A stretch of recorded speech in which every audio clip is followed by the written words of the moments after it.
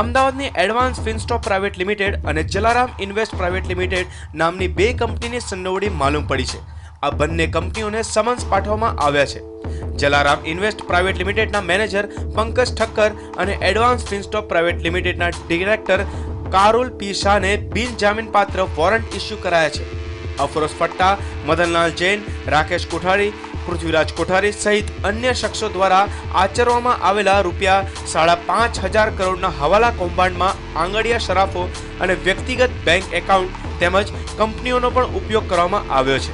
મુંબઈની રિદ્ધિ સિદ્ધિ બુલિયનના સંચાલક પૃથ્વીરાજ કોઠારી દ્વારા રાકેશ કોઠારીને આશરે ₹750 કરોડ નોકર મારફતે આપવામાં આવ્યા હતા અને તેના દ્વારા વિવિધ ચેનલનો ઉપયોગ કરીને સુરત નાણાં મોકલ્યા હતા અને તે નાણાં વિદેશમાં મોકલવામાં આવ્યા હોવાનું જાણવા મળે છે. એન્ફોર્સમેન્ટ ડિરેક્ટરે 5,500 કરોડના હવાલા કૌભાંડમાં રાકેશ કોઠારી સહિત 10 શખ્સો સામે ચાર્જશીટ ફાઇલ કરી છે.